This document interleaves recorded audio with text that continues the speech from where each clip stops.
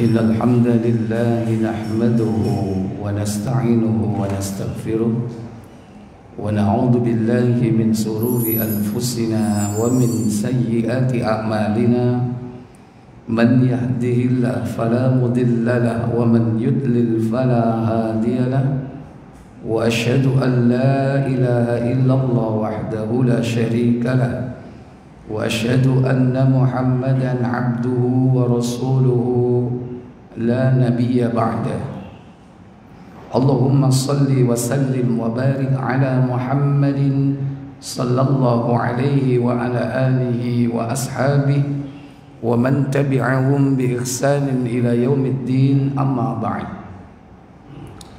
Puja dan puji syukur kita panjatkan kepada Allah Tabaraka wa Ta'ala yang melimpahkan nikmat kepada kita pada pagi yang berbahagia ini, dipertemukan kita di masjid yang mulia ini dengan niat ikhlas dalam rangka untuk ta'abbud ilallah, mengabdi kita kepada Allah dengan ibadah al-qiyam, yakni menegakkan salat 5 waktu sekaligus kita luangkan waktu untuk thalabul ilm, menuntut ilmu syar'i. Kita pelajari satu ayat dari Al-Quran, satu hadis dari Nabi yang mulia. Semoga Allah Jalla wa'ala memberikan kita ilmu yang bermanfaat. Tak lupa salawat dan salam semoga tercurah, terlimpah kepada junjungan kita Nabi besar Muhammad sallallahu alaihi wasallam. Demikian pula untuk keluarga Ahlul Bait dan keturunan beliau, para sahabat beliau dan seluruh pengikutnya yang setia hingga tibanya hari kiamat. Ikhwatal iman, a'izzakumullah. Pagi ini saya mendapatkan tema realita syirik di tengah umat. Syirik dari kata syaraka yusyriku, asyirku,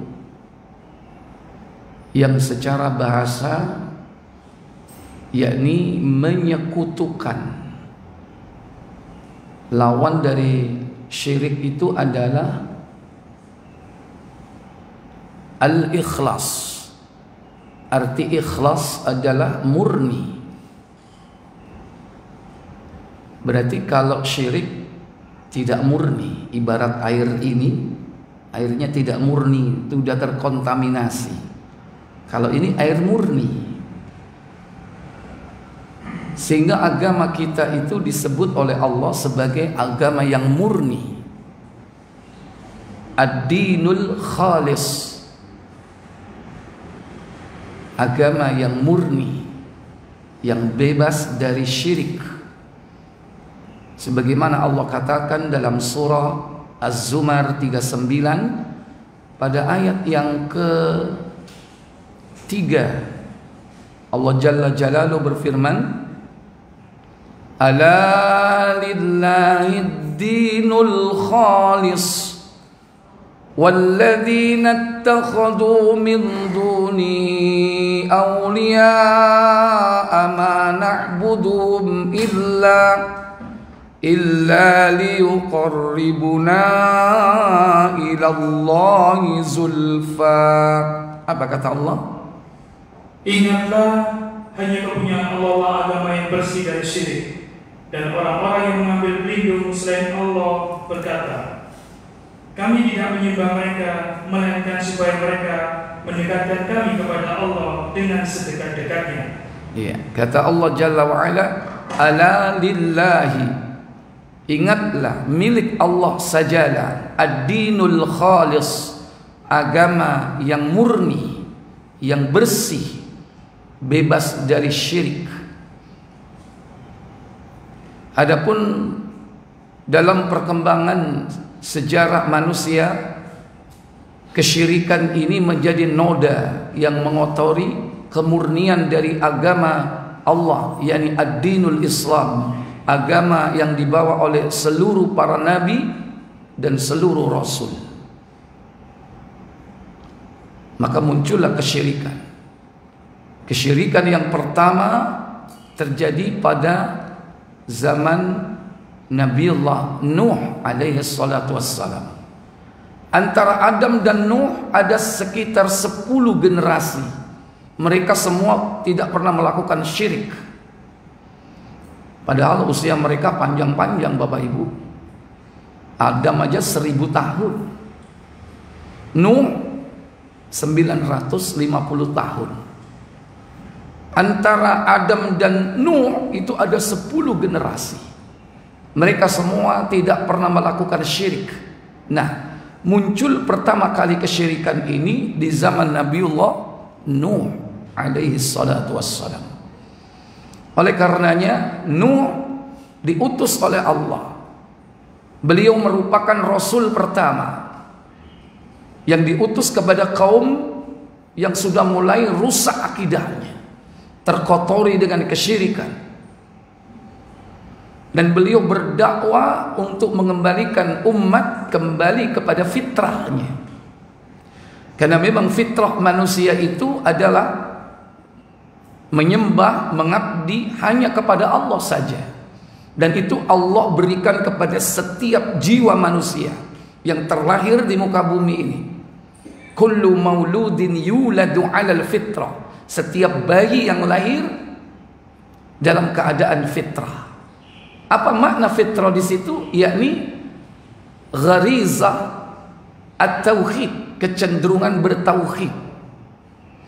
Karena setiap bayi sebelum lahir ke bumi ini mereka semua sudah membuat perjanjian dengan Allah.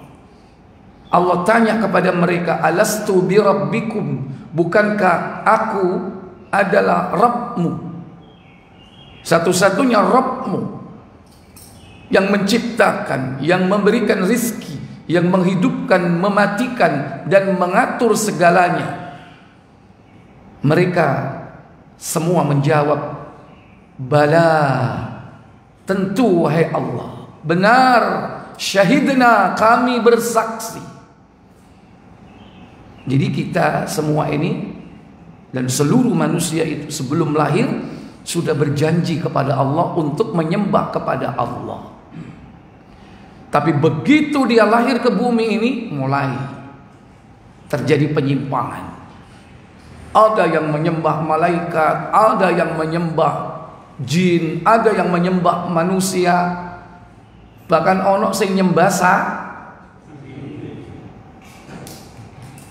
ada yang menyembah pohon, ada yang menyembah kuburan. Karena makna menyembah itu tidak harus bersujud. Ketika seseorang itu berdoa meminta kepada selain Allah, itu berarti sama dengan menyembah, sama dengan ibadah. Kalau literatur kita bahasanya adalah ibadah. Kalau kita orang Indonesia biasanya menyembah, dari kata sembah. Makanya kalau nyebut sholat itu ya sholat, jangan sembahyang. Karena sembahyang itu berarti sembahyang. Yang itu apa? Hah? Eyang. Bisa jadi memang yang disembah eyang, ya. Tapi yang itu menurut bahasa asli di Indonesia ini adalah Tuhan, Sang Yang, ya kan? Bahkan ada yin, ada yang. Itu beda lagi. Kalau itu literatur dari Tiongkok, ada yin, ada yang, Taoisme. Baik, ikhwatal iman, Bapak Ibu, saudara-saudari sekalian yang dirahmati Allah Jalla wa Ala. Jadi kesyirikan ini muncul mulai zaman Nabiullah Nuh alaihi salatu wassalam. Maka diutuslah Nabi Nuh berdakwah, mendakwai umatnya. Pada saat itu beliau hanya mendapatkan pengikut sebanyak 70 orang saja. Sedikit atau banyak? Sedikit. Yang menumpang bahtera Nuh alaihi salatu wassalam hanya 70 orang. Totalnya 78. Karena 8 dari keluarga Nuh. Nuh dan istri 2. Putra pertama Yafid dan istri. Putra kedua yakni Sudan dan istri. Putra ketiga Sam dan istri. dari 3 putra Nabiullah Nuh ini nanti yang akan menjadi manusia sampai hari ini. Ikhwatal iman, a'izzakumullah. Maka nabi-nabi setelah Nuh alaihi salatu wassalam pun mereka berat menghadapi umatnya karena sebagian dari mereka banyak yang melakukan kesyirikan. Sehingga setelah itu ada Nabi Hud, ada Nabi Saleh, ada Nabi Ibrahim, ada Nabi Ismail, Ishak, Yakub, Yusuf, Ayyub, Su'aib, Harun, Musa, Yasa, Ilyasa, Dzulkifli, Ilyas, Yunus, Zakaria, Yahya, Isa atau Yesus. Semua mereka Nabi dan Rasul ini berdakwah untuk apa? Mengembalikan umat kepada fitrahnya, yaitu agama tauhid, mengesahkan Allah. Karena pada saat setelah Nuh, kesyirikan itu sudah mulai terus berkembang dengan berbagai modusnya sampai hari ini. Dan insya Allah, bukan insya Allah ya, sampai akhir zaman. Karena itu yang disampaikan oleh Nabi SAW, bahwa akhir dari kehidupan dunia ini mereka kembali kepada penyembahan terhadap Latta, Uzza, Manat dan berhala-berhala yang dulu diberantas oleh Rasul SAW dihidupkan kembali. Kenapa? Karena saat itu sudah tidak ada kaum muslimin. Sebelum tibanya hari kiamat, kaum muslimin ini dibersihkan. Artinya Allah wafatkan. Tidaklah mereka memiliki iman walaupun hanya seberat zarrah, Allah akan wafatkan sehingga dia meninggal dunia. Mereka tidak akan berjumpa dengan hari kiamat. Ikhwatal iman, a'izzakumullah. Maka dosa syirik ini merupakan dosa pertama dan utama, sehingga diutuslah para rasul sebanyak 313 rasul di muka bumi ini untuk mengembalikan manusia kepada perjanjian semula. Dan dosa syirik ini terus berkembang sampai akhir zaman. Dan dosa syirik ini merupakan dosa yang tidak terampuni jika seorang meninggal tanpa bertobat kepada Allah Jalla wa'ala. Ikhwatal iman, a'izzakumullah. Asyirk secara definisi yakni ja'ala syarika lillahi ta'ala, menjadikan sekutu bagi Allah tabaraka wa ta'ala fi rububiyyati wa uluhiyyati, menjadikan sekutu bagi Allah ta'ala di dalam perkara rububiyah dan uluhiyah.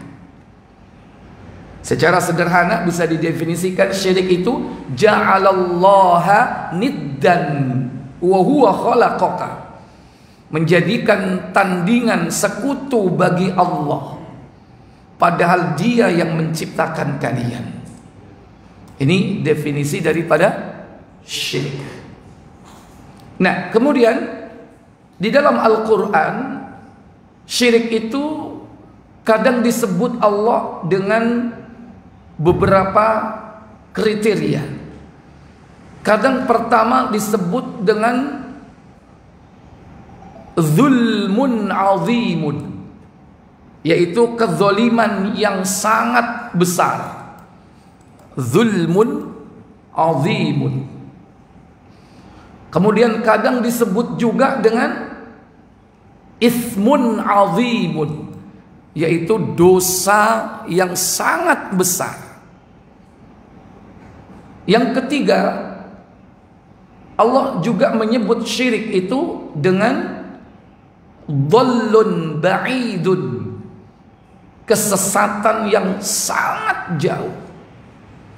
Yang pertama, zulmun azimun, kezaliman yang paling besar atau yang sangat besar. ketika turun ayat Al-Quran, orang-orang yang beriman tidak mencampur aduk antara imannya dan kesyirikan, maka orang itu akan mendapatkan keamanan dalam hidupnya dan petunjuk di dunia, keamanan di akhirat. Ini bagi orang yang tidak mencampur iman dan kezoliman. Dalam ayat itu antara iman dan kezoliman. Nah, para sahabat bingung. Siapa di antara kita yang tidak pernah berbuat zalim? Siapa sih? Sekalipun di antara kita orang beriman, siapa yang tidak pernah berbuat zalim? Pastilah pernah berbuat zalim, katanya. Maka mengadulah mereka kepada Rasulullah tentang ayat tersebut. Apa jawab Rasul sallallahu alaihi wasallam? Buka Muslim nomor 100.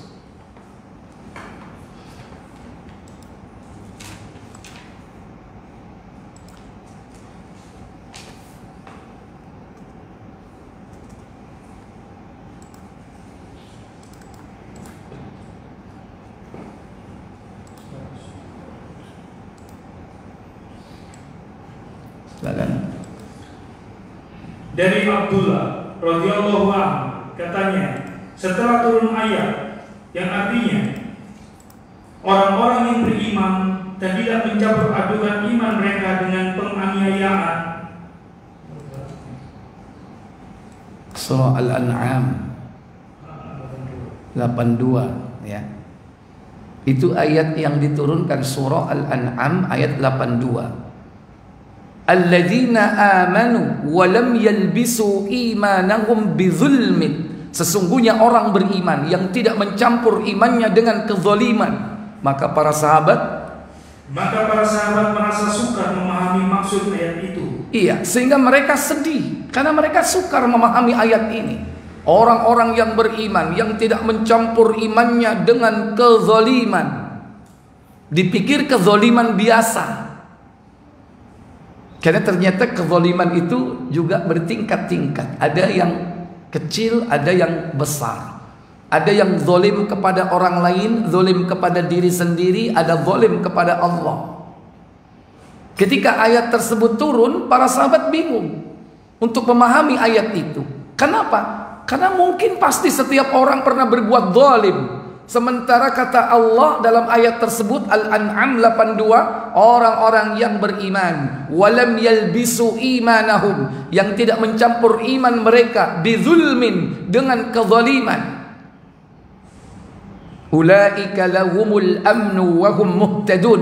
Mereka itulah orang-orang yang mendapatkan keamanan dan petunjuk. Bingung mereka. Maka dijawab oleh Rasulullah sallallahu alaihi wasallam. Apa kata mereka? Karena itu mereka bertanya kepada Rasulullah SAW, siapakah di antara kami yang tidak pernah menganiaya dirinya? Siapa sih di antara kita, di antara kami yang tidak pernah berbuat zalim, berbuat aniaya? Pastilah kita pernah melakukannya.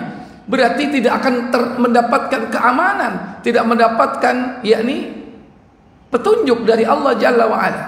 Apa jawab Nabi sallallahu alaihi wasallam? Jawab Rasulullah SAW, bukan begitu. Bukan begitu maksud ayat itu. Maksudnya ialah sebagaimana diajarkan Luqman kepada anaknya. Apa itu? Katanya, hai anakku, janganlah kamu syirik atau menyekutukan Allah, karena syirik itu adalah aniaya yang besar. Ya, buka surah 31 Luqman ayat 13. Inilah jawaban Rasul sallallahu alaihi wasallam terhadap pertanyaan tersebut. Allah Jalla wa Ala berfirman, "Wa idh qala Luqmanu li bani wa huwa ya'idhu ya bunayya la tusyrik billah inna syirka la zulmun azim." Apa kata Allah Jalla wa Ala? Dan ingatlah ketika Luqman berkata kepada anaknya. Kapan? Di waktu ia memberi pelajaran kepadanya. Apa isinya? Hai anakku, ya bunayya, janganlah kamu mempersekutukan Allah. La tusyrik billah.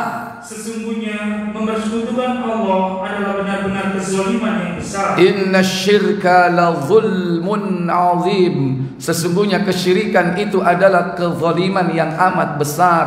Jadi yang dimaksud yang tidak mencampur keimanan dan kezaliman, yaitu kezaliman yang terbesar. Zulmun azimun, yaitu apa? Syirik. Maka selamanya Bapak Ibu tidak akan pernah bersatu antara iman yang benar dengan syirik. Nggak akan pernah bersatu. Kalau tercampur berarti imannya itu bermasalah. Makanya kalau orang berbuat syirik, imannya sudah cacat. Apapun bentuk kesyirikannya, terutama kesyirikan besar itu mengeluarkan pelakunya dari Islam, membatalkan syahadatnya. Baik, kita akan lanjutkan nanti. Kemudian yang kedua, Allah sebut dengan apa tadi? Ismun azimun, yaitu dosa yang amat besar. Buka surah An-Nisa surah keempat, yaitu pada ayat yang ke-48. Innallaha la yaghfiru an yushraka bih wa yaghfiru ma duna dzalika liman yasha'. وَمَنْ يُشْرِكْ بِاللَّهِ فَقَدِ افْتَرَى إِثْمًا عَظِيمًا. Apa kata Allah? Sesungguhnya Allah tidak akan mengampuni dosa syirik, dan Dia mengampuni segala dosa selain daripada syirik itu bagi siapa yang dikehendakinya. Barang siapa yang mempersekutukan Allah, maka sungguh ia telah berbuat dosa yang besar. Iya. Kata Allah, innallaha, sesungguhnya Allah, la yaghfiru, tidak akan pernah mengampuni, ayyushraka bih, orang yang menyekutukan Allah dengan sesuatu. Maksudnya apabila dia mati tidak bertobat dari syirik, Allah tidak akan mengampuni dosanya dan dia akan menjadi penghuni kekal di dalam neraka.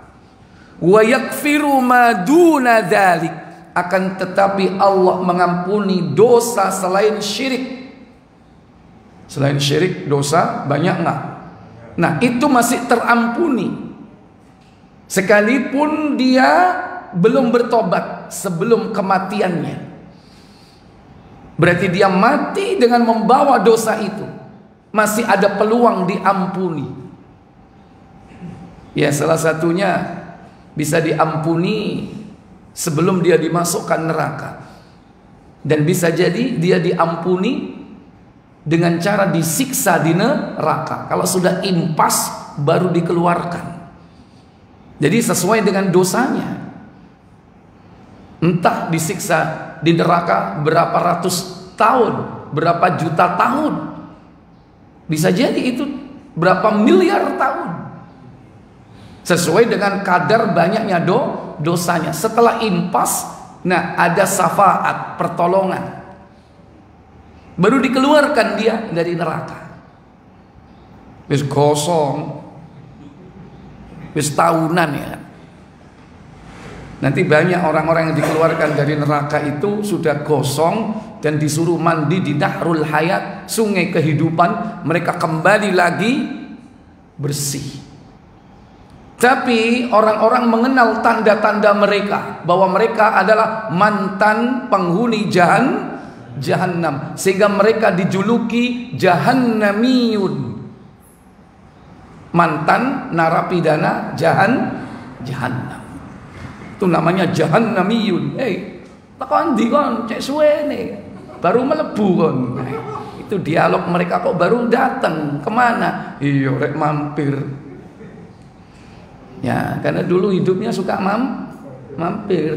mampir ke tempat-tempat maksiat. Baik, ikhwatal iman. Wa yaghfiru ma duna dzalik. Allah mengampuni selain dari dosa syirik. Tapi ingat, liman yasha, bagi mereka yang dikehendaki oleh Allah. Wa may yusyrik billah, maka barang siapa yang berbuat syirik, kata Allah, faqad iftara itsman 'azima, sungguh dia telah berbuat dosa yang amat besar. Yang ketiga, Allah sebut syirik itu dengan dhallun, kesesatan. Kesesatan yang sangat jauh. Dalam surah yang sama An-Nisa ayat 116.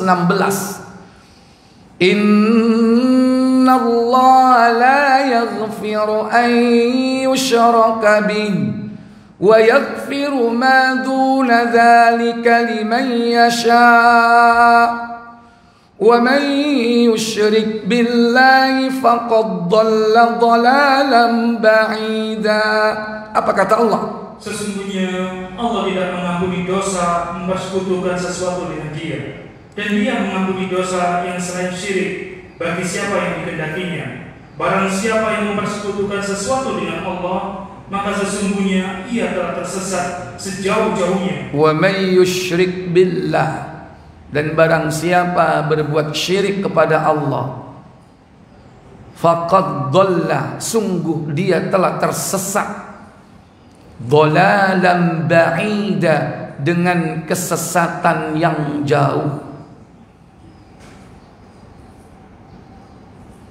Kalau sudah tersesat dengan kesesatan yang jauh, maka susah dia mendapatkan petunjuk dari Allah. Susah dia akan kembali.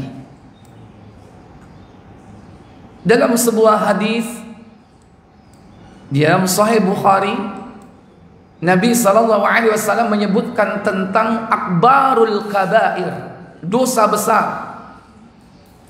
Nabi SAW mengatakan, ala unabbi'ukum bi akbaril kabair, maukah kalian kau kutunjukkan tentang dosa-dosa besar? Maka mereka menjawab, bala ya Rasul, tentu wahai Rasul. Nabi kemudian menyebutkan yang pertama dari 7 yang beliau sebutkan, yakni al-isyraku billah, berbuat syirik kepada Allah. Ini dosa yang jangan dianggap remeh, jangan dianggap enteng dosa ini. Cuman para ulama membagi syirik itu menjadi 2, Bapak Ibu. Pertama yaitu syirkul akbar, syirik besar, syirkul akbar. Yang kedua syirkul asghar, syirik kecil. Syirik besar dibagi menjadi 4. Syirik besar. Nah, syirik besar ini Bapak Ibu mengeluarkan pelakunya dari Islam, batal syahadatnya, dan dia kalau masuk neraka kekal di dalamnya. Itu syirik besar. Nah, syirik besar ada 4 jenis ini. Pertama, syirkud dakwah, syirik di dalam berdoa. Yang kedua, syirkun niat, syirik di dalam niat. Dan yang ketiga, syirkut ta'ah, syirik di dalam ketaatan. Dan yang keempat, yakni syirkul mahabbah, syirik di dalam kecintaan. Adapun syirik kecil dibagi 2 secara umum, yakni syirkul zahir, syirik yang tampak, karena kita bisa melihatnya, tampak secara zahir. Yang kedua syirkul khafi, syirik yang samar. Kadang orang tidak tahu kalau itu perbuatan syirik, atau syirik yang dilakukan oleh orang tapi orang lain nggak tahu, tersembunyi kesyirikan itu syirkul khafi. Jadi yang besar dibagi berapa Bapak Ibu? 4. Yang kecil dibagi berapa? 2. Apa saja tadi yang besar? Pertama, syirik besar, syirkud dakwah, syirik di dalam berdakwah, berdoa maksudnya. Yang kedua, syirik apa? Syirkun niat, syirik di dalam niat. Yang ketiga, syirkut ta'ah, syirik di dalam ketaatan. Yang keempat, syirkul mahabbah, syirik di dalam kecintaan. Adapun yang syirik kecil dibagi dua, yakni syirkul zahir dan syirkul khafi. Syirik yang tampak dan syirik yang samar atau tidak tampak. Kita mulai yang pertama, yaitu syirik besar. Syirik di dalam berdoa. Syirik di dalam berdoa ini kadang seseorang itu tidak mengenal Allah karena telah disesatkan oleh syaitan. Sekalipun dulu pernah melakukan perjanjian, tapi ketika di dunia ini dia sudah terkontaminasi, teracuni fitrahnya. Siapa yang menjadikan mereka berubah? Kata Nabi dalam lanjutan hadis yang saya sebut, fa'abawahu, maka orang tuanya lah, yuhawwidanihi, yang menjadikan dia Yahudi, au yunassiranihi, yang menjadikan dia Nasrani, au yumajjisani, yang menjadikan mereka menjadi Majusi. Itu orang tuanya. Sebetulnya bayi yang lahir itu fitrahnya dia bertauhid, tapi karena didikan orang tuanya atau lingkungannya, dia tidak berubah dari tauhid menjadi syirik. Sehingga kadang dia tidak mengenal Allah sama sekali. Walaupun suatu saat karena rumahnya dekat masjid, sering mendengarkan kata-kata Allah yang keluar dari corong masjid, yaitu saat dikumandangkan adzan. Pada awalnya itu connect dengan hatinya. Iki suara apa yo? Kok enak?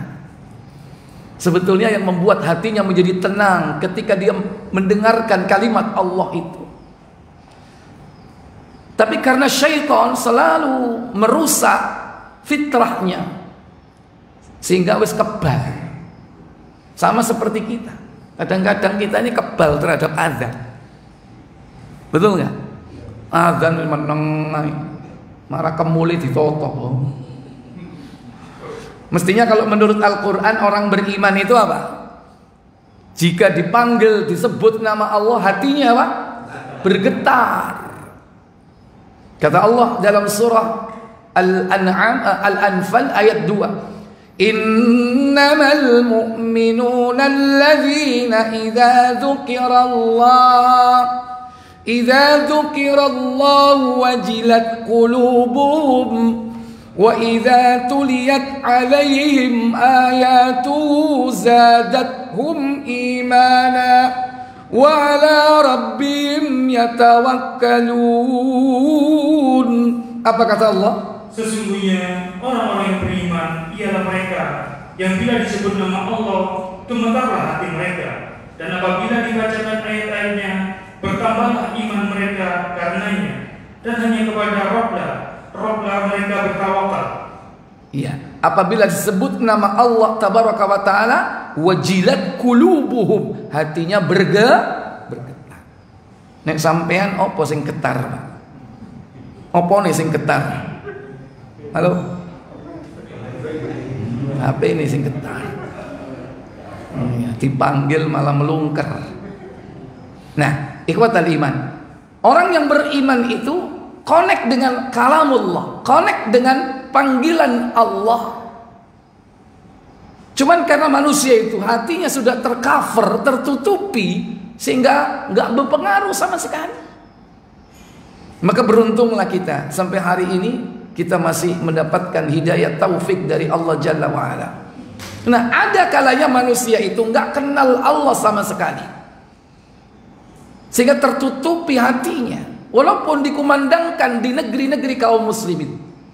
Kalau di negeri kafir, di barat, negeri yang tidak pernah dikumandangkan azan, pantas mereka tidak mengenal Allah. Tapi di negeri yang setiap sekian radius banyak berdiri masjid, sering keluar darinya suara panggilan azan. Yang pertama disebut kalimat Allah, yakni Allahu Akbar.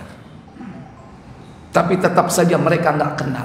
Sehingga ketika dia mintanya bukan kepada Allah, ketika mereka berharapnya bukan kepada Allah, tapi kepada selain Allah.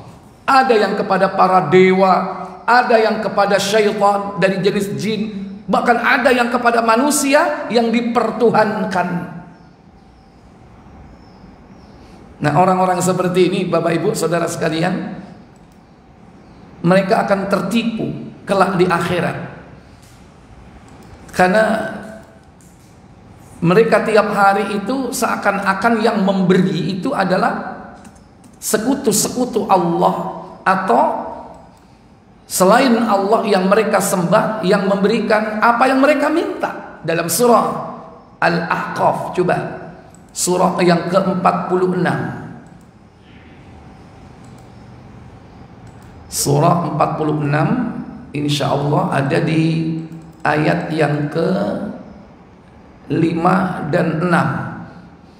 وَمَنْ أَضَلُّ مِمَّنْ يَدْعُو مِنْ دُونِ اللَّهِ أَنْدَادًا وَمَنْ أَضَلُّ مِمَّنْ يَدْعُو مِنْ دُونِ اللَّهِ مَنْ لَا يَسْتَجِيبُ إِلَى يَوْمِ الْقِيَامَةِ وَهُمْ عن دعائهم غافلون. Apa kata Allah?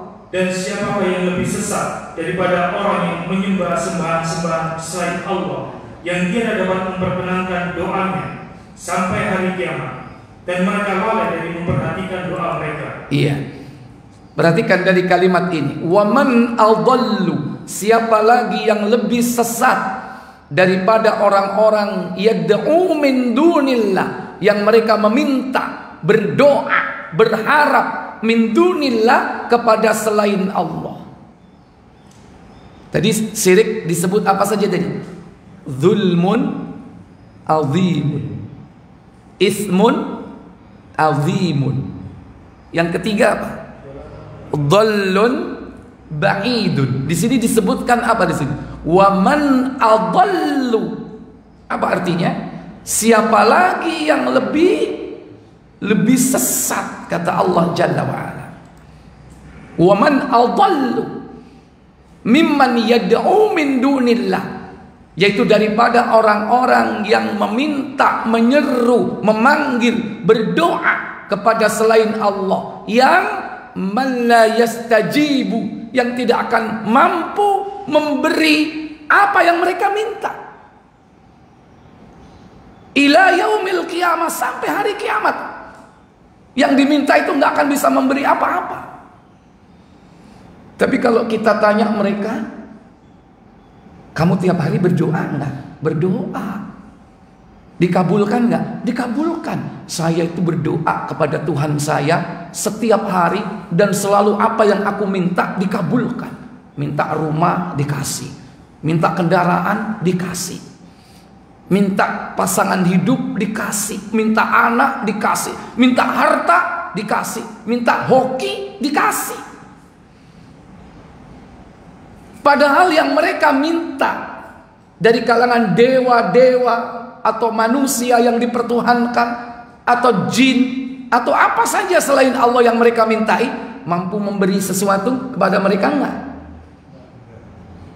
Mampu mengijabah doanya enggak? Enggak mampu. Man la yastajibu ila yaumil qiyamah, sampai hari kiamat enggak mampu memberikan apa yang mereka minta. Wa hum an du'aihim ghafilun, dan mereka itu lalai dari apa yang mereka perbuat ketika di dunia. Kapan dia lalai? Ketika nanti dikumpulkan di padang mahsyar. Wa idza usyiran nasu kanu lahum a'da'an wa kanu bi'ibadatihim kafirin. Apa kata Allah Jalla wa Ala? Dan apabila manusia dikumpulkan pada hari kiamat, niscaya sembahan-sembahan itu menjadi musuh mereka dan mengingkari pemujaan-pemujaan mereka. Nanti mereka berkelahi dengan yang mereka sembah itu, berkelahi dia, bertengkar nanti. Ngapain kamu dulu minta ke aku? Aku ini makhluk biasa seperti kamu.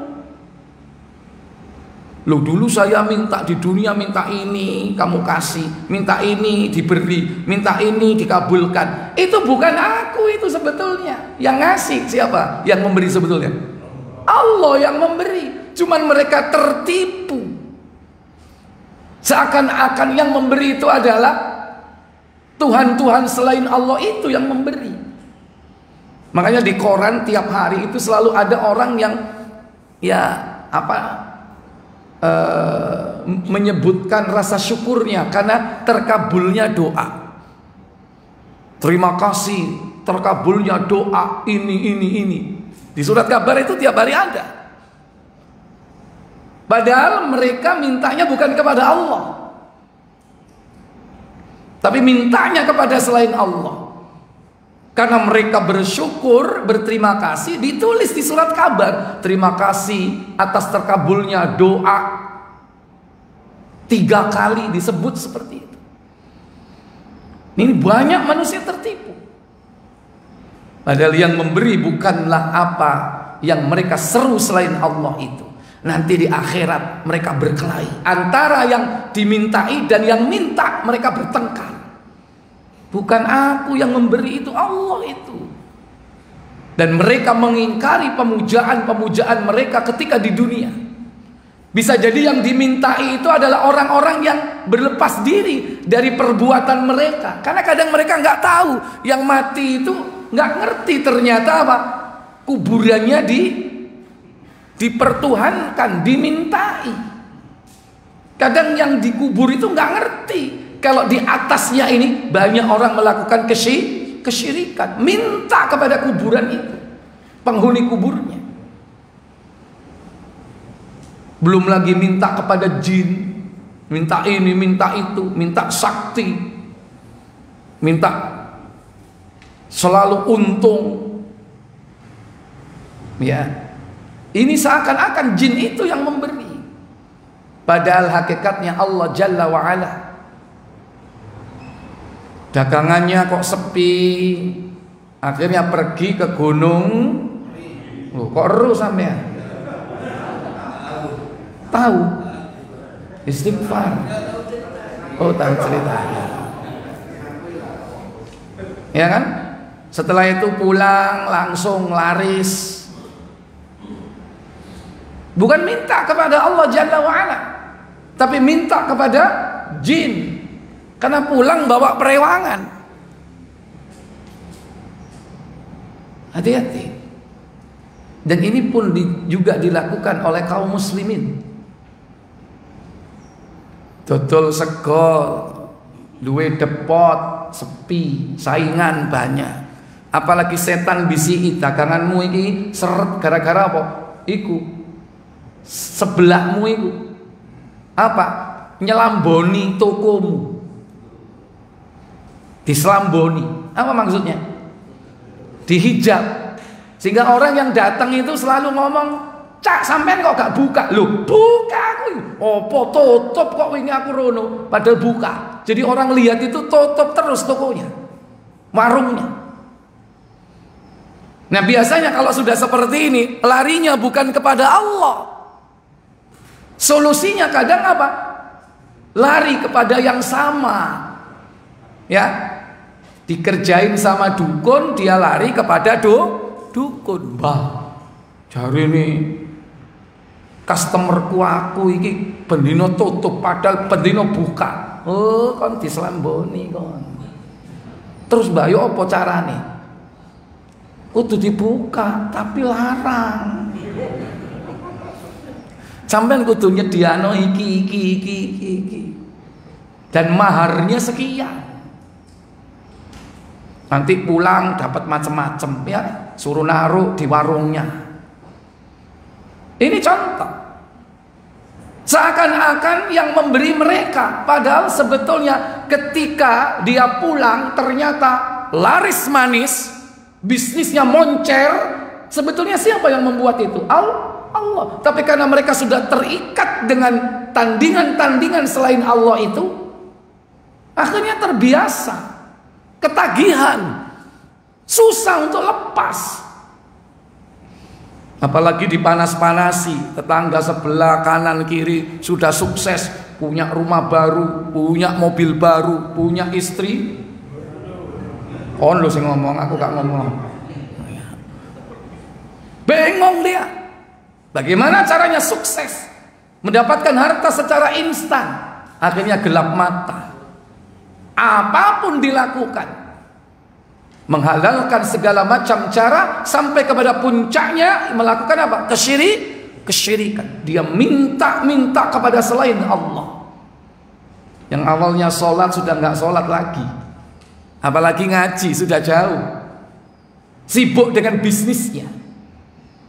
Ternyata orang kalau sudah berbuat syirik seperti itu, dia dijauhkan oleh Allah dari kebenaran, dan dia sendiri jauh dari Allah Jalla wa'ala.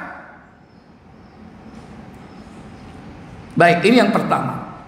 Jenis yang kedua, kadang dia ini mengenal Allah, mereka juga menyembah Allah, mereka juga sholat, tapi pada saat yang sama setelah sholat dia melakukan perbuatan syirik dengan meminta kepada selain Allah.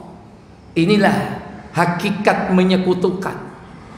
Dia sembah Allah tapi juga sembah selain Allah. Dia minta kepada Allah tapi juga minta kepada selain Allah. Dan ini banyak terjadi di kalangan kaum muslimin. Sekalipun mereka menyembah Allah, tapi kadang dia masih minta-minta kepada selain Allah. Datang ke kuburan para wali, dia minta kepada penghuni kubur itu. Mbah, durung rapi mbah, jenengan golek nombah sing ya apa butuhku.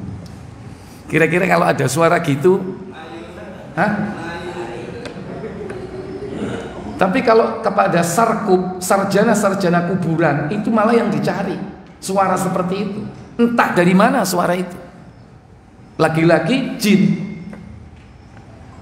yang suka hobinya ya, dari kuburan satu ke kuburan yang lain, bukan mendoakan ahli kubur tapi malah minta penglaris, minta lancar jodoh, minta benteng ketangguhan, minta kedudukan pangkat, larinya ke situ.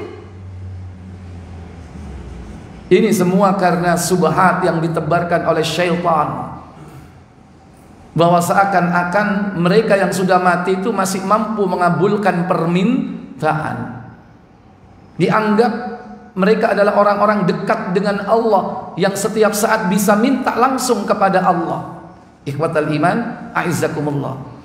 Kesyirikan dalam berdoa ini berbahaya sekali. Allah tabaraka wa ta'ala mengingatkan kita di dalam surah Al-Mu'minun 23, yaitu pada ayat yang ke 117 kalau tidak salah.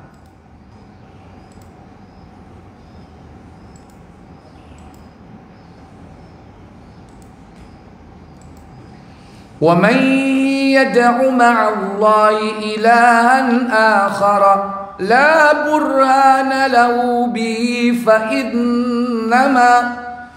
innama hisabuhu 'inda rabbi innahu la yuflihul kafirun. Apa kata Allah Jalla wa Ala? Dan barang siapa menyembah ilah yang lain di samping Allah, padahal tidak ada suatu dalil pun baginya tentang itu, maka sesungguhnya perhitungannya di sisi Rabb-Nya, sesungguhnya orang-orang yang kafir itu tiada beruntung. Iya. Wa may yad'u ma'allahi ilahan akhara la burhana lahu bih. Wa man yad'u ma'allahi, barang siapa yang berdoa, da'a yad'u, memanggil, menyeru, berdoa, meminta, ma'allah, di samping Allah, ilahan akhar, ada ilah yang lain.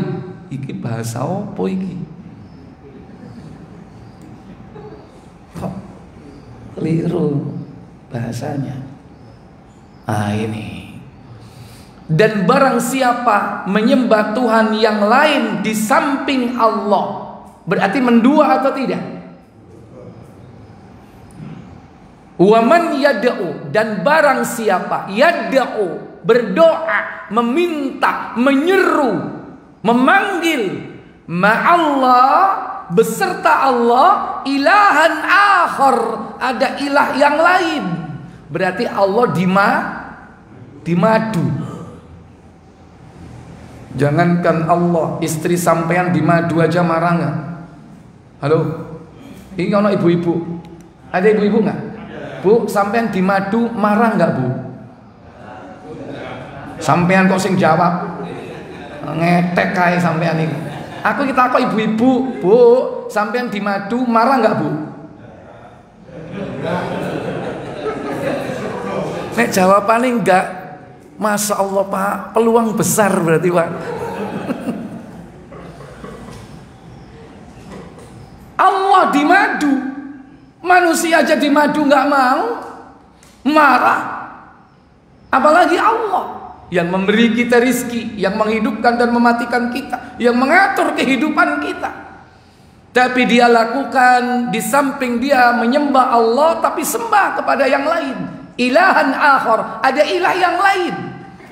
La burhana lahu bih, padahal tidak ada penjelasan tentang hal itu.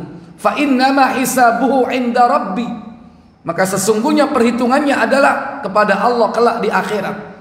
Innahu la yuflihul kafirun, sesungguhnya orang-orang kafir sama sekali tidak akan mendapatkan keberuntungan. Bapak Ibu, saudara-saudari sekalian, kesyirikan model pertama ini juga banyak dilakukan oleh kaum muslimin. Mereka menyeru Allah, dia sholat, dia panggil Allah, Allahu Akbar. Setiap kali dia bergerak, takbir, ruku, sujud. Belum doa-doa di dalam sholatnya, dalam rukuknya, dalam sujudnya, saat berdirinya, dipanggil Allah Jalla wa'ala. Tapi begitu setelah sholat, dia amalkan zikir-zikir, wirid-wirid, yang ternyata di situ dicampur dengan nama-nama jin. Kenapa? Karena kejahilan dia, karena ketidaktahuan. Dan yang memberi ijazah itu juga diem. Ternyata dicampur antara Asmaul Husna dengan nama-nama jin.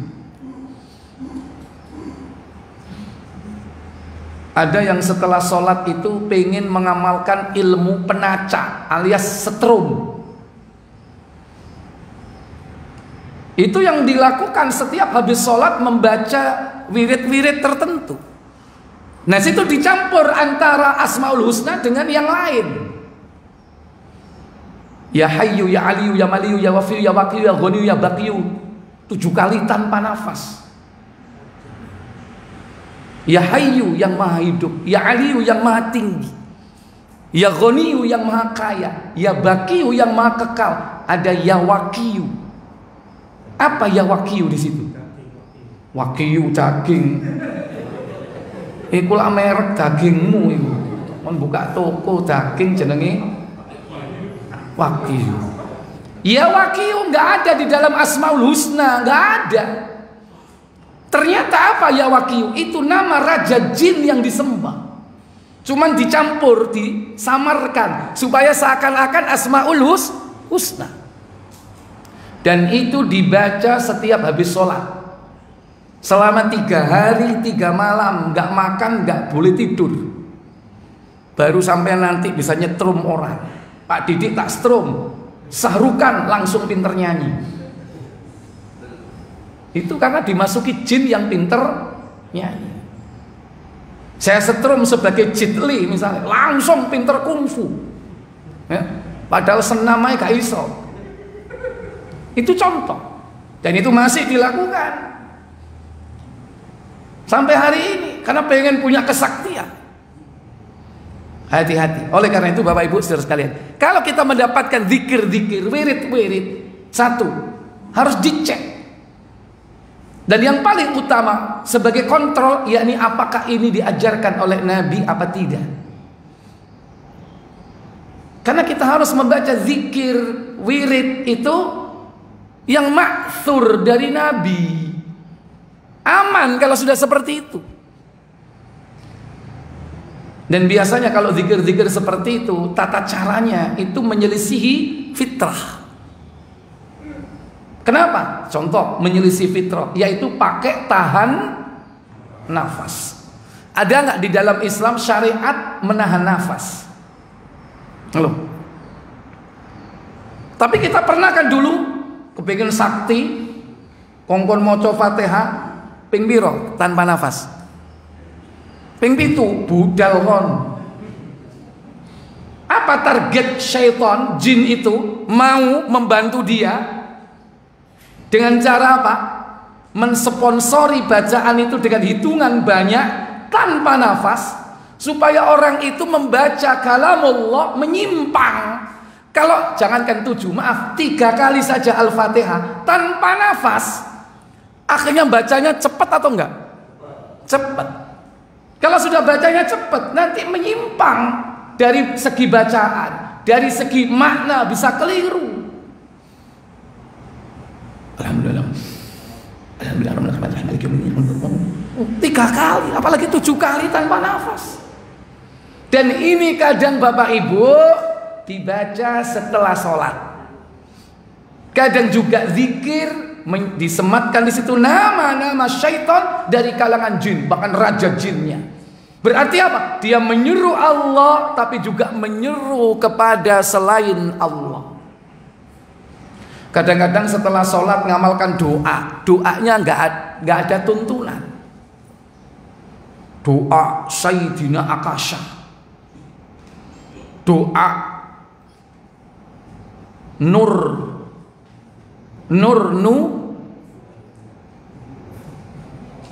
doa Nur Nubu. Sampean asli niru, cuman pura-pura garu, ya kan? Doa Kanzul Arsh, doa Sayyidina Akasha. Ini doa-doa seperti ini bukan dari Nabi SAW. Maka berhati-hati dengan doa-doa dan zikir yang tidak ada tuntunan. Maka kembalilah kepada apa yang telah diajarkan Allah dan Rasul. Selamat insya Allah. Bahkan ada lagi apa? Kulhu. Kulhu itu kulhu geni. Ada kulhu geni. Dicampur ayat Al-Quran dengan kebatilan. Kalimat-kalimat batil. Ono kulhu sungsang.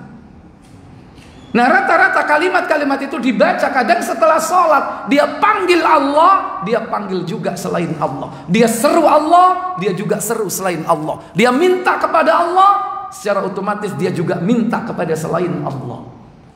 Hati-hati, ini jenis syirik di dalam berdoa, menyeru, meminta, memohon. Dan ini merupakan syirik besar. Baik. Dari 4 masih baru 1 yang bisa saya sampaikan karena waktu yang tidak memungkinkan. Karena saya berikan kesempatan Bapak Ibu untuk tanya jawab, baik yang offline maupun yang online. Silakan bertanya. Yang Zoom atau yang streaming langsung silakan nanti menghubungi panitia untuk membuat atau menyampaikan pertanyaannya. Baik, sebelum saya tutup, silakan kalau ada pertanyaan saya beri waktu.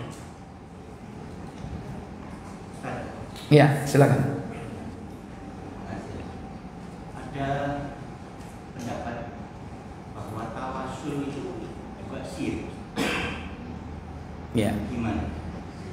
Baik, mengenai tawassul. Tawassul itu mengambil perantara. Nah, mengambil perantara itu ada yang syar'i, ada yang syirki. Yang syar'i yang dituntunkan oleh Nabi. Yang syirki atau yang mendekati kesyirikan itu yang tidak diajarkan oleh Nabi SAW. Nah, dalam Islam mengambil perantara, wasilah atau istilahnya bertawassul dibolehkan selama sesuai dengan syariat.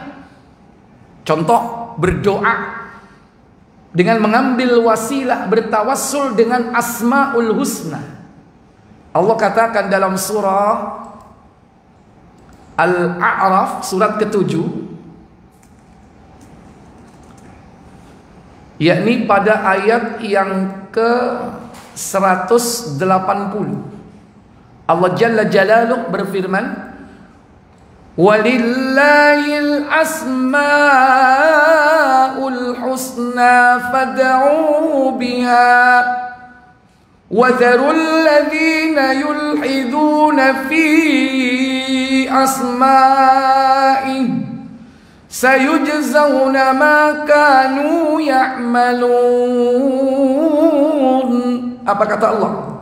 Hanya milik Allah Asmaul Husna, maka bermohonlah kepadanya dengan menyebut Asmaul Husna itu, dan tinggalkanlah orang-orang yang menyimpang dari kebenaran dalam menyebut nama-namanya. Nanti mereka akan mendapat balasan terhadap apa yang telah mereka kerjakan. Walillahil asmaul husna, dan milik Allah lah asma al husna, nama-nama yang baik. Dalam riwayat hadis Tirmizi disebutkan ada 99. Dan hakikatnya nama-nama Allah itu lebih dari 99. Demikian pula sifat-sifatnya. Al-asma'ullah kulluhum husna. Semua nama-nama Allah itu baik. Wasifatuhul ulya, dan sifat-sifat Allah itu tinggi kedudukannya. Nah, kita dianjurkan, bahkan menurut ayat ini, berdoa itu dengan tawassul. Tawassul dengan apa? Dengan menyebut Asmaul Husna, nama-nama Allah. Dan Bapak Ibu, rata-rata doa yang diajarkan oleh Nabi SAW itu menyebut nama Asmaul Husna. Dan kita kalau minta sesuatu kepada Allah, maka hendaklah menggabungkan dengan Asmaul Husna itu dalam rangkaian doa kita. Minta rizki, misalnya panggil Allah ya Razzaq,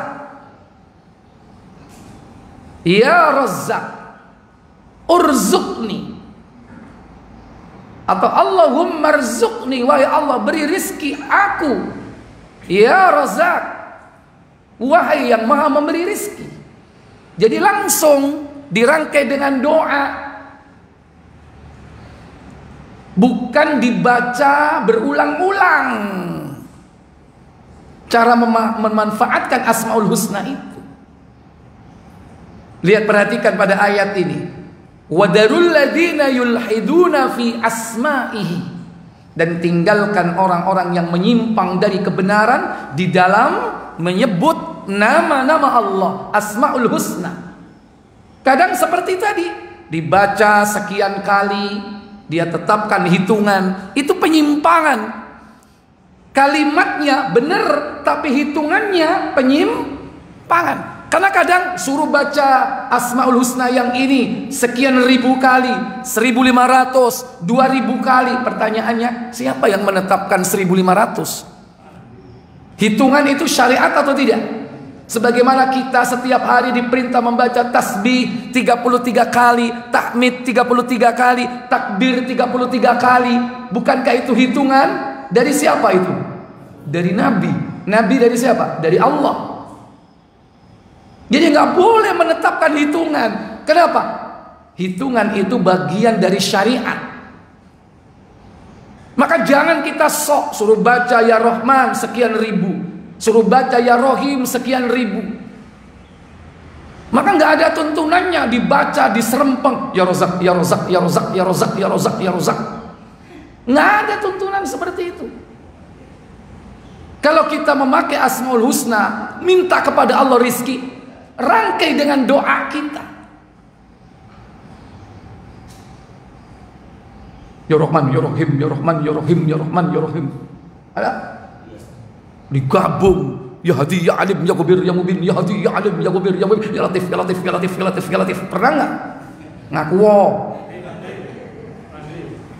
Bukan begitu memanfaatkan Asmaul Husna itu.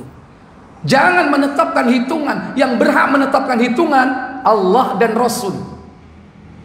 Yang kedua, baca yang baik, karena itu zikir. Wazkur rabbak, berzikirlah kepada Allah tadarruan, dengan tadarru, wa khifatan, dengan rasa takut. Jangan diserempang-serempang begitu. Manfaatkan Asmaul Husna itu dirangkai dengan permintaan. Contoh, doa yang diajarkan Nabi dirangkai dengan Asmaul Husna.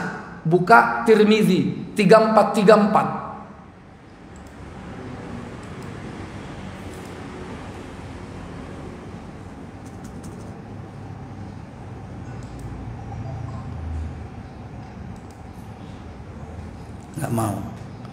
Silakan baca aja di situ langsung. Dari Ibnu Umar, ia berkata, Rasulullah terhitung membaca doa berikut 100 kali sebelum dia berdiri, yang artinya, Ya Rabbku, ampunilah aku dan terimalah taubatku. Sesungguhnya Engkau Maha Penerima taubat lagi Maha Pengampun. Iya. Perhatikan dalam hadis ini, dalam ayat dari hadis ini, Nabi SAW terhitung 100 kali membaca dalam satu majlis, dalam satu pertemuan, yakni kalimat yang berbunyi Rabbighfirli wa tub alayya innaka antat tawwabul ghafur. Rabbighfirli, ampuni aku. Wa tub alayya, aku bertobat kepadamu. Innaka anta, karena sesungguhnya engkau adalah At-Tawwab, Maha penerima tobat, lagi Maha pengampun. Rabbighfirli, permintaannya apa di sini? Minta ampun. Ini yang pertama. Wa tub alayya, aku bertobat kepadamu.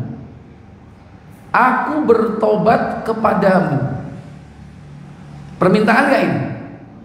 Permintaan bukan Bapak Ibu? Waduh, Kak ketoro. Kalah mbek semingi. Ya, berarti ampunan dan tobat yang diminta. Perhatikan Asmaul Husnanya. Yang mana Asmaul Husnanya di sini? Innaka anta, sesungguhnya engkau At-Tawwab. Apa At-Tawwab? Maha penerima tobat. Kalau tadi permintaannya apa di situ? Ada permintaannya nggak di situ? Warnanya apa? Permintaan yang sesuai dengan nama Asmaul Husnanya di situ. Warna apa? Kuning apa hijau? Hah? Warna hijau. Dia bertobat. Dan Allah dipanggil dengan At-Tawwab. Salah satu nama Asmaul Husna yaitu At-Tawwab, Maha penerima tobat. Al-Ghafur, lagi Maha apa? Pengampun. Warna apa di situ permintaannya? Warna kuning. Dirangkai permintaan dengan Asmaul Husna. Contoh lagi, itu di Ibnu Majah 3119 tentang doa yang diucapkan ketika kita iktikaf. Nabi ditanya oleh Aisyah, "Ya Rasul, apa yang harus aku ucapkan ketika aku mendapatkan Lailatul Qadar?" Fakuli, ucapkan wahai Aisyah, "Allahumma innaka afuwun tuhibbul afwa fa'fu anni." Minta apa di situ? Minta maaf. Beda Pak, ampunan dengan kemaafan. Lebih tinggi mana antara maaf dan ampunan? Lebih tinggi kemaafan. Kalau kemaafan itu diampuni oleh Allah dan catatan dosanya dihapus, itu maaf. Lebih tinggi kedudukan kemaafan. Makanya the best doa ketika kita iktikaf itu yang kita minta, kemaafan. Kita diampuni dari dosa, dosanya dihapus, nggak ada catatannya. Allahumma, wahai Allah, innaka, sesungguhnya engkau afuwun, maha pemaaf, tuhibbul afwa, cinta kemaafan, fa'fu anni, maafkanlah aku. Ojo nyanyi tok kon, maafkanlah aku. Lagumu biyen. Diteges nomen nek ya, jadi ini contoh. Silakan pakai Asmaul Husna. Ya. Jadi itu cara bertawassul yang syar'i. Yang kedua, bertawassul dengan amal soleh. Kita dulu punya amal soleh apa? Dalam berdoa sebut amal soleh itu. Ya Allah, dulu saya menolong orang ya Allah. Janda ya Allah. Anaknya banyak ya Allah. Masih muda ya Allah. Saya beri rumah seharga 2 miliar ya Allah. Untuk anak-anaknya yang banyak. Dan tidak saya nikahi wahai Allah. Hebat gak? Hebat gak? Hebat. Nek sampean ngeki 2 miliar, ya kan? Rondo sik teles, sampean nikahi enggak? Enggak boleh selerai dukur deh. Rondo elek, gak gelem. Jadi itu luar biasa kalau kita memiliki amal yang luar biasa. Dan itu dicontohkan dalam sebuah riwayat hadis tentang 3 orang yang berteduh di dalam goa karena hujan lebat, batu besar menggelinding, langsung menutup mulut goa. Nggak bisa apa-apa. Tidak ada celah cahaya sama sekali. Kira-kira kalau 1 bulan di situ mati nggak Bapak Ibu? Mati. Makanya mereka rembukan. Ayo kita berdoa masing-masing kepada Allah. Sebut amal solehmu.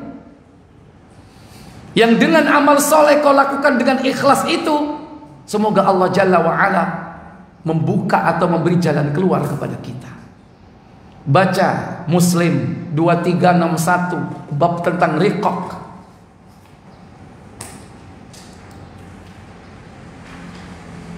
Ini pertanyaan belum mari jawabnya. Tuh iya. Ya, 1/4 aja deh ya. Sakno turun sarapan soalnya. Kurung-kurung wis ngomong cek dawa nih. Ya, 2361.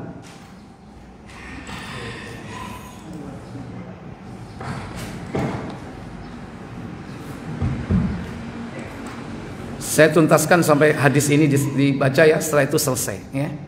Dari Abdullah bin Umar radhiyallahu anhuma, dari Rasulullah SAW bersabda. Apa sabda beliau sallallahu alaihi wasallam? Pada suatu ketika ada 3 orang sedang dalam perjalanan. Tiba-tiba mereka ditimpa hujan lebat. Karena itu mereka masuk ke dalam gua sebuah bukit. Tiba-tiba dari puncak bukit jatuh sebuah batu besar menutup rapat pintu gua itu, sehingga mereka terkurung di dalamnya, tidak dapat keluar. Maka berkata mereka sesamanya, marilah kita ingat-ingat amal soleh yang pernah kita lakukan, karena mencari ridho Allah. Mendoalah kepada Allah Ta'ala, mudah-mudahan karena amal soleh kita itu Allah membuka pintu bagi kita. Maka berdoalah orang pertama. Apa doanya? Wahai Allah, aku mempunyai ibu bapak yang keduanya sudah tua, seorang istri dan beberapa anak yang masih kecil-kecil. Seorang istri dan beberapa anak yang masih kecil-kecil. Yang kesemuanya menjadi tanggunganku. Bila aku pulang dari gembala, ku peras susu untuk mereka. Dan yang pertama-tama ku beri minum ialah ibu bapakku yang sudah tua itu. Pertama kali yang diberi minum bukan anaknya, bukan istrinya, tapi siapa yang diberi minum pertama? Ibu bapaknya. Jadi kalau ada orang tua, istri, mana yang lebih didahulukan? Halo? Orang tua. Baik, betul. Kalau ada orang tua, ada anak, mana yang lebih didahulukan? Tetap orang tua.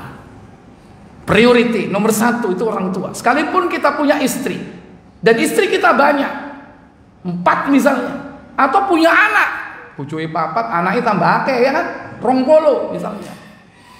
Tetap kalau masih ada ibu bapak, nomor 1 ibu bapak kita. Ini dalilnya. Dan ini amal soleh. yang mengakibatkan salah satu di antara mereka berdoa dan doanya dikabulkan. Karena luar biasanya dia kepada orang tua. Ya, orang tuaku lebih dahulu. Setelah itu, lanjut. Setelah itu baru anak-anakku. Jadi anak itu nanti setelah orang tua kita. Lanjut. Pada suatu hari aku terlambat pulang dari mencari kayu api. Sampai di rumah hari sudah petang dan kudapati kedua orang tuaku sudah tidur. Seperti biasa, lebih dahulu kuperas susu, lalu kubawa untuk orang tuaku. Aku berdiri dekat kepala beliau-beliau, dan tak sampai hati membangunkan keduanya dari tidur mereka yang lelap. Dan aku tidak mau memberikan susu itu kepada anak-anakku sebelum kedua orang tuaku. Sebelum kedua orang tuaku meminumnya lebih dahulu.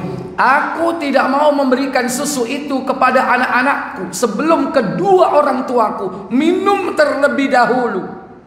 Padahal anak-anakku yang masih kecil-kecil itu menangis jika aku minta susu. Kedua anakku menangis di bawah kakiku minta susu. Cucu, cucu. Gak direket.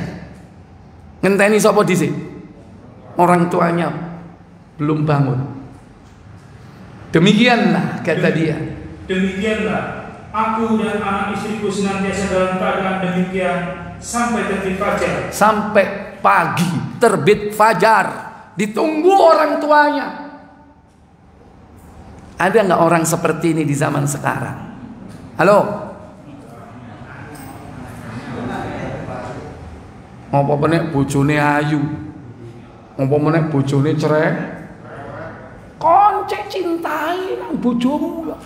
Delon anakmu kali. Mancen anak mama. Ya kan? Wah. Perlu dikasih kartu apa itu? Perempuan seperti itu. Kartu merah ojo dhisik, diperingatno dhisik ojo gampang kartu merah. Pemenang ngedel ya kan. Dididik dulu. Ya tutokno hati siki ya kan.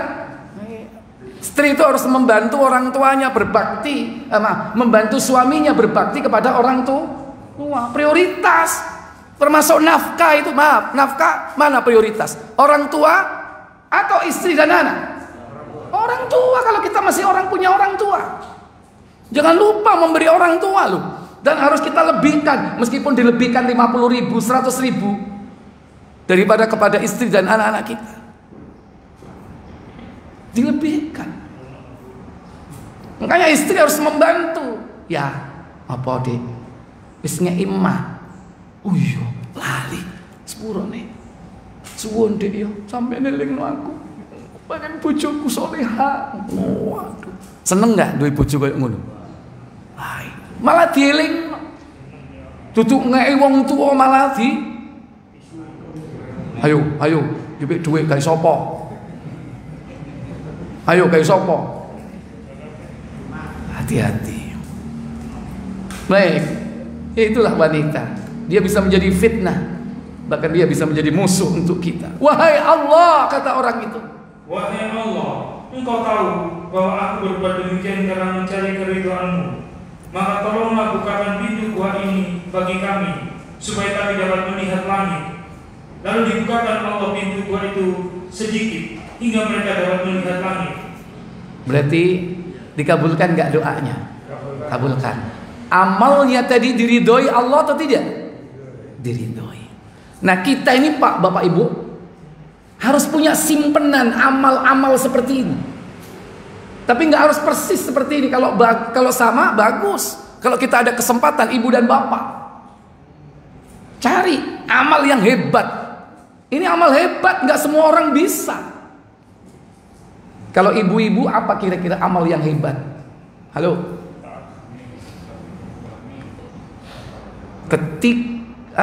Ketika dia berdoa minta kepada Allah dalam keadaan kepepet, apa amal bagi wanita yang paling hebat? Memiliki istri kedua, ketiga, keempat. Bambang ngepek. Ya Allah, aku punya suami ya Allah. Aku izinkan dia menikah lagi, ya Allah. Hebat gak itu? Hah? Hebat. Tapi bukan hanya abang-abang lambe. Kalau itu terbukti, itu bisa kita jadikan andalan di hadapan Allah. Kalau suatu saat kita dalam kondisi genting, pengi-pengi jam loras jelungup melebunang box culvert misalnya, kalau wong nulung ya, itu langsung dikeluarkan. Amalan yang hebat. Ya Allah, aku telah mengikhlaskan hutangku kepada fulan. Piro? Hebat. Nek 1.000 gak hebat. Berapa? 2 miliar. Hutangnya 2 miliar aku ikhlaskan, ya Allah. Hebat gak itu? Nah, itu jangan diceritakan ke orang lain. Kita simpen, nanti kalau ada apa-apa kita curhat, ceritakan kepada Allah. Riya yang boleh itu riya kepada Allah. Riya kepada Allah, pamer kepada Allah amal kita. Ya Allah, aku sudah melakukan ini, ya Allah, tolong aku, ya Allah. Boleh riya kepada Allah itu. Kalau riya kepada manusia nggak boleh. Dan hakikatnya Allah sudah tahu nggak apa yang kita perbuat? Sudah tahu, tapi butuh ucapan ungkapan.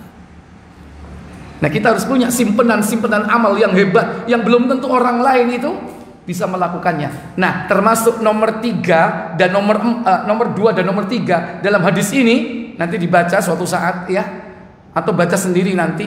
Itu amalan yang luar biasa. Yang kedua itu apa? Dia nyenangi orang wanita, cantik dan masih gadis.